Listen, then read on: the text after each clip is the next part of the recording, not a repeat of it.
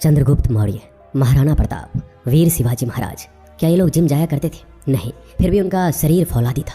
कैसे, कभी आपने ये सोचा है? ये तो आपको मानना पड़ेगा, पहले जमाने में लोग बहुत ताकतवर होते थे।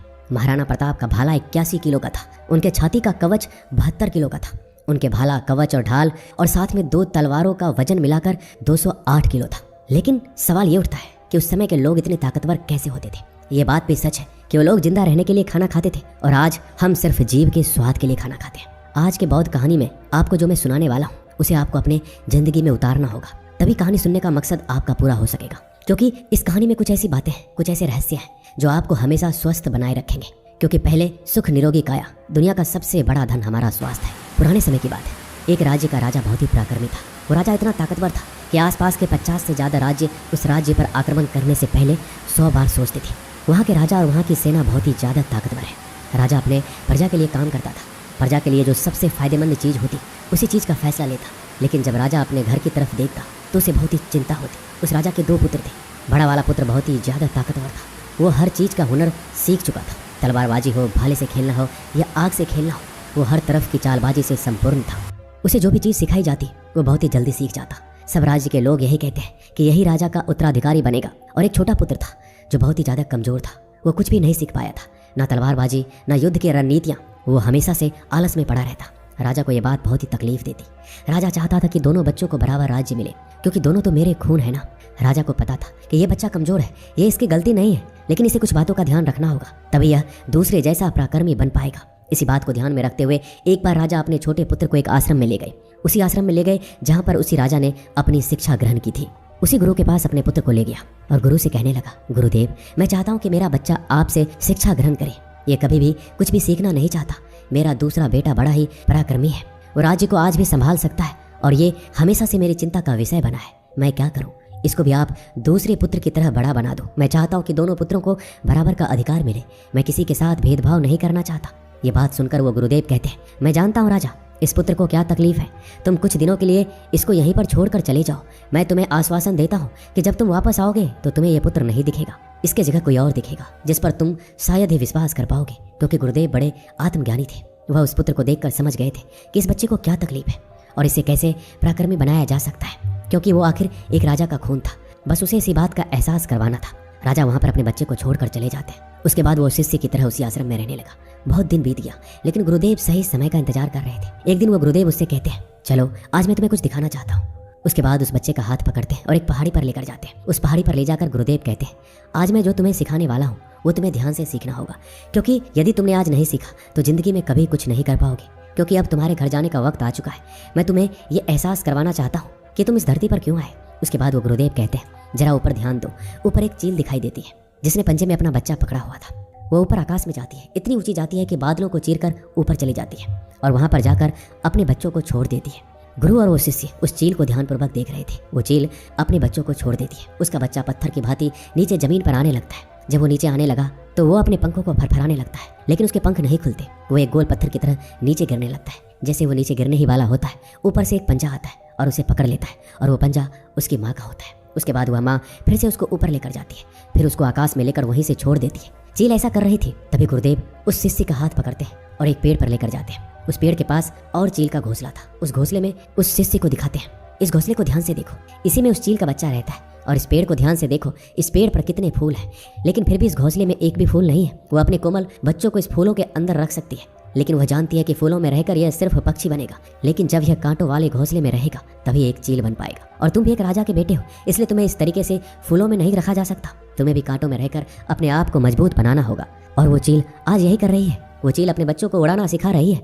वो बार बार जाकर अपने बच्चे को नीचे पटक रही है ताकि वह उड़ना सीख सके। वो जिस चीज़ के लिए पैदा हुआ है, वो जहाँ पर पैदा हुआ है, वह अपनी माँ अपने बच्चे को सिखाना चाहती है, उसका एहसास कराना चाहती है। यदि वह किसी दूसरे पक्षी की योनि में पैदा हुआ होता तो ये सब उसे करना नहीं पड़ता। वो एक फूलों में पैदा हो जाता और फूलों में ही खत्म हो जाता।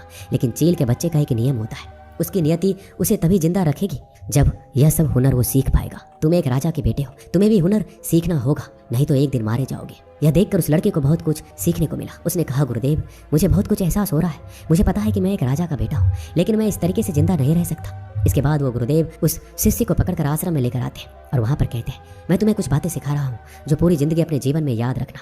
चील से तो तुमने बहुत कुछ सीखा है, लेकिन तुम चील के बच्चे की तरह तो ज्ञान नहीं ले सकते ना।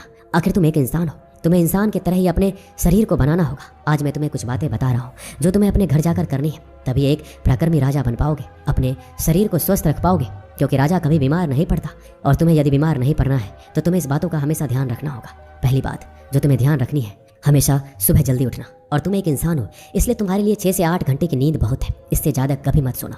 और सुबह जल्दी उठकर अपना जो हुनर होता है, जो एक राजा अपना हुनर सीखता है, वो हुनर तुम्हें सुबह जल्दी उठकर सीखना है। सुबह जल्दी उठकर तुम्हें योगा और प्राणायाम करना है। अपने शरीर को जितना तुम स्वस्थ रखते हो, उससे भी ज़्यादा तुम अपने अंदर की शक्ति को स्वस्थ और अच्छा रखना। अपने मानसिक शक्ति को भी इतना ही बढ़ाना, और ये मानसिक शक्ति तुम्हें ध्यान से मिलेगी। हमेशा ध्यान करना, हमेशा सुबह जल्दी उठकर प्राणायाम करना, हमेशा सुबह जल्दी उठकर योगा करना, और यही तुम्हें हमेशा मजबूत बनाएगी। और यदि जिस दिन तुम सुबह जल्दी नहीं उठते हो तो एक तरीका अपनाना, इससे तुम जल्दी सुबह उठ पाओगे। जिस दिन यदि तुम 10 मिनट लेट हो जाते हो, उस दिन अपने शरीर पर एक कोड़ा मरवा देना। यदि दूसरे दिन 20 मिनट लेट होते हो तो 2 कोड़े मरवा देना। देखना 4 या 5 दिन में तुम उस समय उठोगे जिस समय तुम उठना चाहते हो। दूसरी बात जो हमेशा ध्यान रखना, भरपूर स्वस्थ खाना खाना। कभी भी ऐसी चीज मत खाना जो तुम्हारे शरीर को नुकसान पहुंचाती हो। हमेशा तुम स्वस्थ खाना खाना, जैसे कि सब्जियां, फल, दूध, दही, यही होता है असली भोजन। हमेशा भोजन करना शरीर के लिए, जीभ के स्वाद के लिए। तुम ऐसी चीजें मत खाना जो तुम्हारे शरीर को नुकसान पहुंचाती हो। अगली बात जो तुम्हें ध्यान में रखनी है, यदि तुम्हारे मन में कोई ऐसी बात है जो तुम्हें चिंता में डाल रही है, तो अपने घर परिवार में कहना। कभी भी मन में छुपाकर उस बात को मत रखना, क्योंकि वो बात तुम्हें कमजोर बना देगी। वो बात तुम्हें चिंता में लेकर जाएगी, और चिंता शरीर को चिता बना देती है। इसलिए अपने मन में कभी भी कोई भी बात छुपा कर मत रखना। हर बात को अपने घर के, अपने परिवार से, अपने पिताजी से कहते रहना। कोई भी बात अपने मन में छुपा कर मत रखना। हमेशा सकारात्मक सोचना, कभी भी नकारात्मक विचार अपने दिमाग में मत लाना। सबके जीवन में उतार और चढ़ाव आते रहते हैं, अच्छा और बुरा सबके जीवन में होता रहता है, सुख दुख आते रहते हैं। ये जिंदगी के एक सिक्के के 2 पहलू हैं, इसलिए जीवन में कैसा भी वक्त क्यों ना हो, हमेशा सकारात्मक रहना। अगली बात जो ध्यान में रखनी है, हमेशा हंसते रहना, हमेशा मुस्कुराते रहना। यदि तुम्हारे मन में किसी बात की चिंता हो तो वो बात की चिंता तुम्हारे चेहरे पे नहीं दिखनी चाहिए, क्योंकि तुम एक राजा हो, और एक राजा हमेशा मुस्कुराता होना चाहिए, तभी जनता मुस्कुराती है। इसलिए तुम भी जनता के बीच रहो या अपने घर के बीच, हमेशा मुस्कुराते रहना, क्योंकि जितना मुस्कुराओगे तुम्हारे शरीर में सकारात्मकता आएगी, और इससे तुम्हारा शरीर और ज़्यादा मजबूत बनेगा। और अंतिम बात जो तुम्हें ध्यान में रखनी है वो ये है कि हमेशा दान पुण्य करते रहना, कभी भी दान पुण्य से पीछे मत हटना। तुमने सुना होगा कि पिछले राजा महाराजा ऐसे होते थे, दान पुण्य में अपना राजपाट दे देते थे, क्योंकि वो जानते थे दान पुण्य में ही सबसे बड़ा खुशी का मौका है। क्योंकि तुम दान पुण्य करते हो तो जरूरी नहीं कि पैसों से किया जाए, किसी की मदद करके भी हम दान पुण्य कर सकते हैं। इसलिए कभी भी दान पुण्य में पीछे मत हटना, क्योंकि जब हम दान पुण्य करते हैं तो हमारे मन में एक खुशी आती है, और वही खुशी हमारे शरीर को मजबूत बनाती है, वही खुशी हमें स्वस्थ रखती है। इसलिए कभी भी दान पुण्य में पीछे मत हटना, हमेशा दान पुण्य करते रहना, क्योंकि जितना दान पुण्य करोगे तुम्हारी संपत्ति घटेगी नहीं बल्कि बढ़ती जाएगी। उसके बाद राजा का लड़का गुरु के चरणों को पकड़कर कहता है, गुरुदेव आपने जो मुझे शिक्षा दी है मैं इसको जिंदगी भर याद रखूंगा।